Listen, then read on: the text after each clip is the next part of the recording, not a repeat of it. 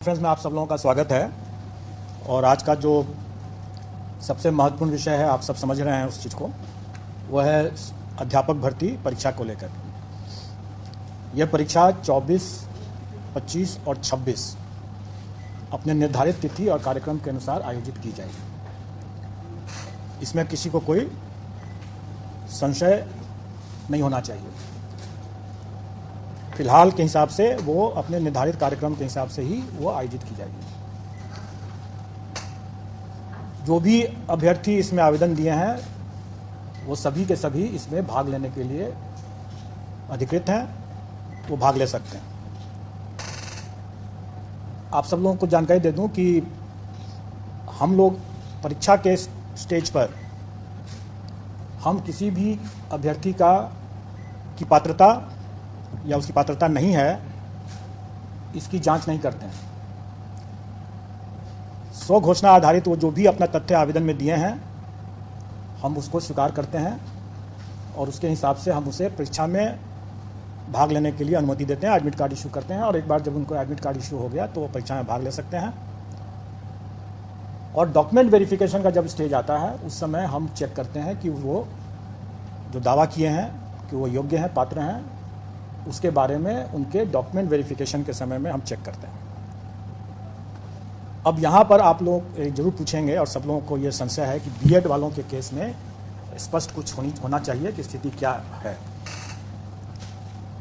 देखिए, आप लोगों ने माननीय सर्वोच्च न्यायालय का जो आदेश देखा होगा, उसके पेज 45 में अंतिम पैरा में स्पष्ट लिखा हुआ है कि राजस्थान गवर्नमेंट ने बीएड अभ्यर्थियों से आवेदन नहीं लिया, उनको रोक दिया आवेदन देने से।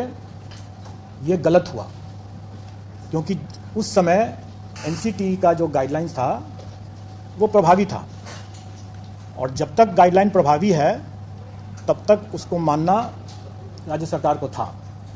और इस दृष्टिकोण से माननीय उच्च न्यायालय राजस्थान हाईकोर्ट और माननीय सर्वोच्च न्यायालय ने दोनों ने ये कहा कि राजस्थान गवर्नमेंट ने ये गलत किया, उनको आवेदन लेना चाहिए था बीएड अभ्यर्थियों से भी।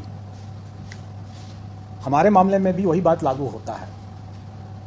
जिस समय हम लोगों ने आवेदन आमंत्रित किया, उस समय ये बीएड अभ्यर्थी पात्र थे, योग्य थे, और इसलिए उनको आवेदन आमंत्रित करने का मौका दिया गया और उन्होंने आवेदन दिया भी। उसी में आगे माननीय सर्वोच्च न्यायालय ने यह भी आदेश दिया है कि ये एक एस्टैब्लिश प्रैक्टिस है, सेट प्रिंसिपल्स ऑफ लॉ है, कि कोई भी वैधानिक संस्था द्वारा कोई एक वैध विधिवत कोई एक आदेश निर्गत होता है तो वो तब तक प्रभावी होता है जब तक कि वो रद्द नहीं हो जाए किसी कोर्ट के आदेश से या किसी अन्यथा। तो इसका मतलब यह हुआ कि 11 तारीख के पहले वो आदेश प्रभावी था एनसीटी का, और उसमें जो भी अधिकार उस सर्कुलर के बेसिस पर जो भी अधिकार लोगों को मिला, वो अधिकार सुरक्षित है, वो उसमें कोई रुकावट नहीं है। तो इसका मतलब यह हुआ कि जो लोग नौकरी पा लिए पहले से, उनकी नौकरी भी सुरक्षित है। जिन लोगों ने एग्जाम में अपीयर होने का अधिकार प्राप्त कर लिया, उनका वो अधिकार भी सुरक्षित है।